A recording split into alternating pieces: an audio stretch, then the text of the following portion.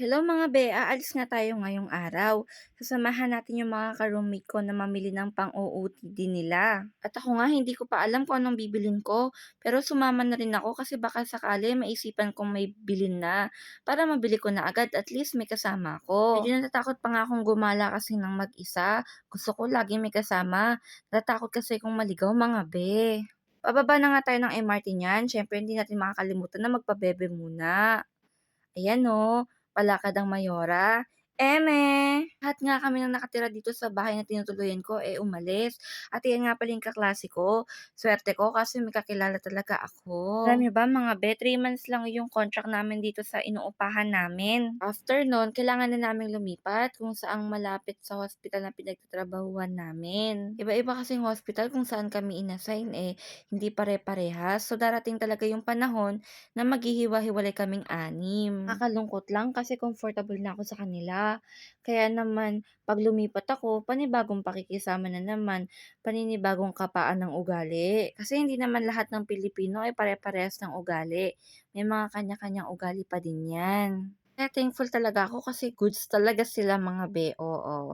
At nandito na tayo sa Pacific Plaza. Ito rin yung tinatawag na Lucky Plaza. Sabi nila, tuwing weekends marami daw Pinoy diyan. Nga muna kami pumunta kasi sasamahan namin yung isang kasamahan namin na magpadala sa Pinas. At syempre, bibili na din ako. Sabi ko kanina, hindi ko alam kung anong bibilin ko. Naalala ko, wala na nga pala akong Nekotayon. Kaya bumili na ako. Uy, may pa-freebies sila ha. At syempre, bumili na rin ako ng sunscreen. Magkaibang store nga pala. Ang pinagbilan ko, syempre nakakita na rin ako ng leche plan, kaya bumili na din ako. Hindi pa nga kami nagla-lunch kaya eto pumepesto na kami kung saan kami kakain. In fairness nga sa lugar na 'to, ang dami kong nakikitang mga Pinoy, mga be. Humahanap na nga kami, isang table kami pupuwesto. Siyempre dapat yung kakasya kami, 5 nga pala kami diyan mga be. Hindi kasama yung isa kasi may pasok siya. Nung humahanap nga kami ng lamesa, nag-isip-isip na ako anong kakainin ko at tadaan! Lechon! Na-miss ko talaga ang lechon mga be, kaya ito talaga ang in-order namin. Tara, kain po. Hindi talaga mawawala ang picture muna bago kumain. Kaya eto na, kakain na ako. First bite, yummy. Grabe talaga, na-miss ko talagang kumain nitong lechon mga be. At ang sarap ng dollar, oo. Dollar yan mga be. Huwag niyo nang i-convert sa peso at pagkatapos niyan talagang sasakit ang bulsa niyo. Ang sarap palang kumain mga be 'no? Paano simula nung nagsimula yung trabaho ko, parang 1 meal na lang ata ang kain ko. Minsan wala pang rice, biscuit lang. Kaya nga sabi ko sa kanila, ito pala ang katumbas ng 1 week na hindi pagkain. Pagkatapos kakain ng madami, syempre may kasamang lechon nga, may pa-leche flan pa.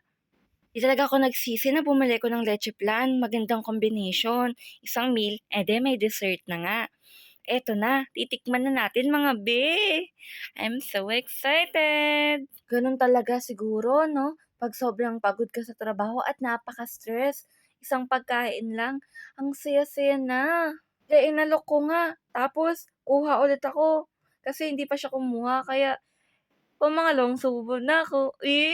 Ano ba 'yan? Ewan ko ba mga be, ang takaw ng be niyo. Wala atang kabusugan. Tapos nga namin kumain, naglakad-lakad na kami. Pumunta kami dito sa JD kasi bibili ng sapatos si Ate Rose. At ayan na nga, nagsukat na siya. Gusto ko talagang bumili ng rubber shoes, pero naisip ko, wala pa akong nakikita na gustong-gusto ko. Pumunta nga kami ng Crocs store kasi bibili si Karina. At eto na naman si Kyla nang bibisit na naman. Eto daw ang bili ni Karina. Nakita nga ako ng Crocs na pang baby, ang cute talaga. At eto naman, ako na naman ang trip ni Kyla. Nakakita rin siya ng ganito, ang cute nga talaga.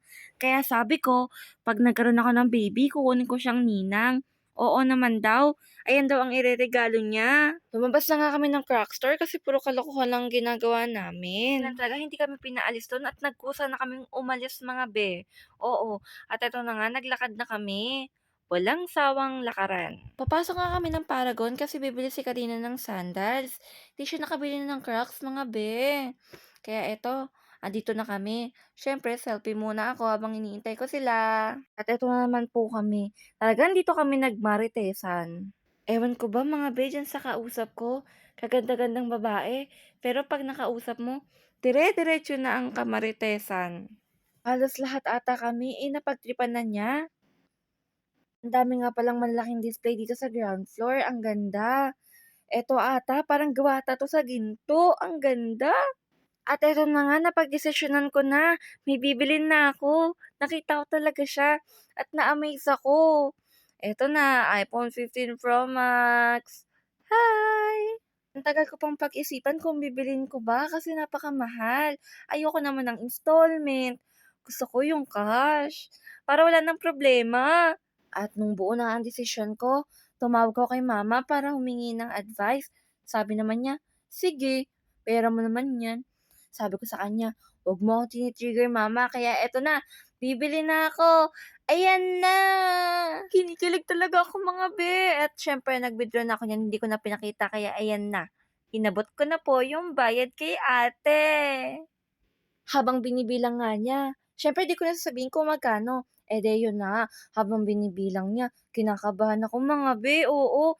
Kasi napakamahal. Ito yung unang gamit na mapupundar ko na fully paid kaagad, cash kaagad talaga mga be. Kaya hindi ko akalain na dating gustong-gusto ko lang, eh ngayon afford na afford ko na siya. Hindi ko pinost 'tong video na 'to mga be para i-brag yung mga tao diyan or magmayabang. Gusto ko maging inspiration sa inyo na kung may gusto kayo na isang bagay na bilhin, 'wag kayong susuko hangga't hindi niyo nakukuha yun. At ayun na nga, i-unbox na natin mga be, samahan niyo ako. Pado pa nga ako diyan mga be kasi baka mamaya pag-unbox ko, eh, bumagsak siya. Ang unang bagsak, pero buti na lang safe, hindi ko nabagsak. Ang bait nga ng nag-aasikaso sa'kin diyan. Siyempre English kaya medyo nano-nosebleed ako, kaya dumadagdag yung pagkaka-tense. Sabi nga niya 'wag ko daw munang i-open, 'wag daw ako munang excited na makita yung hello, kasi lalagyan niya muna daw ng tempered glass. Sabi ko naman, "Okey, basta 'pag nasira ikaw bahala diyan ate ha."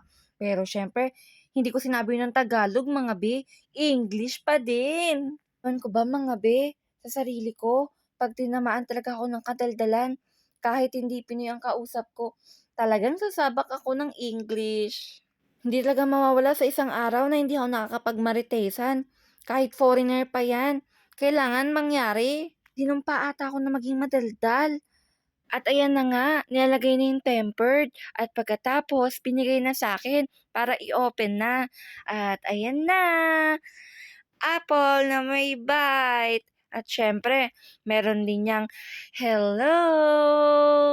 Pagkatapos lumabas na nga kami sa Apple Store. Kaya naman, tuwang-tuwa talaga ang puso ko na nabili ko siya.